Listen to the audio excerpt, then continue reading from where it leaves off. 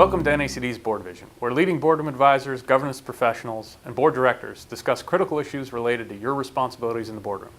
I'm Peter Gleason, Managing Director of the National Association of Corporate Directors. I'm joined today by John Barry in New York. John leads PwC's Center for Board Governance, which helps directors meet the challenges of their critical role. John and I will be discussing the business community's response to the SEC's proposed rules on whistleblower provisions of the Dodd-Frank Act. Thanks for joining me today, John. I'm happy to be here today, Peter.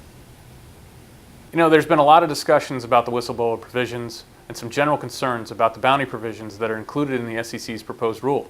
Before we dive into that topic, can you give us a brief overview of the whistleblower provisions of Dodd-Frank?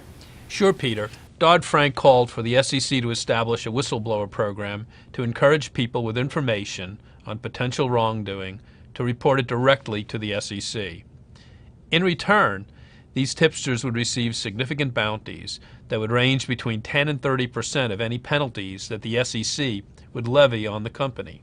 Directors and companies tell us that they are concerned that this whistleblower program will result in tipsters going directly to the SEC, thus bypassing and thereby undermining the company's own internal reporting mechanism. In November, the SEC proposed rules to implement the whistleblower provision and gave companies and others a chance to comment on the proposal. John, we both heard the concerns at the NACD conference this past October. I can see why companies and their directors are concerned, given the effort and cost companies have invested in establishing strong compliance programs as required under Sarbanes-Oxley. What kind of feedback did the SEC get on the proposed rule? Well, Peter, the SEC received 1,200 comment letters, including approximately 950 form letters. The vast majority of the form letters were only one paragraph long. The form letters, for the most part, expressed the view that the rules did not go far enough and suggested further protections for whistleblowers. However, the majority of the remaining 250 letters were from companies, auditors, lawyers, and others. For the most part, these letters expressed further concerns and also offered suggestions intended to mitigate some of the potential problems.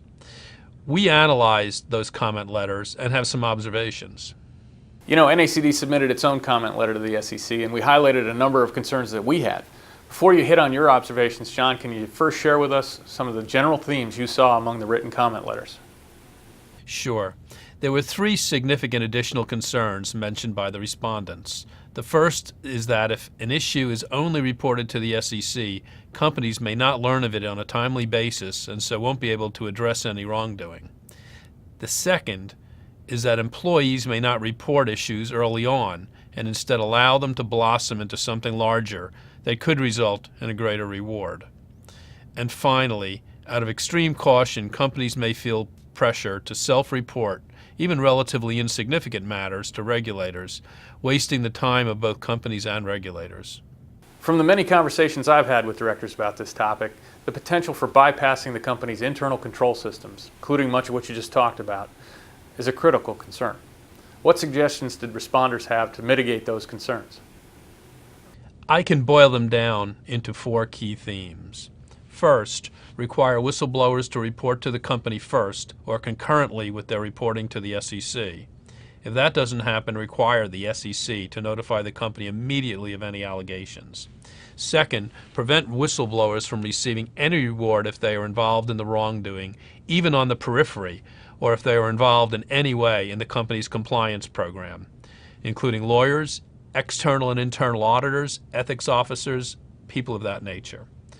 Third, clarify anti-retaliation provisions to permit the company to discipline employees for matters unrelated to the whistleblowing.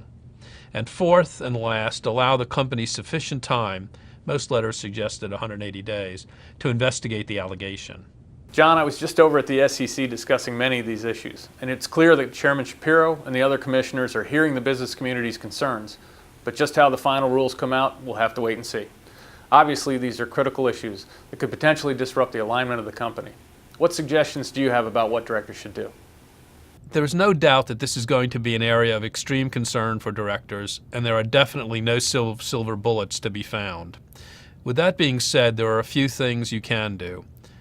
First, ensure management is reinforcing with employees the company's emphasis on ethical behavior and strongly encouraging them to use the company's internal compliance program to report any concerns.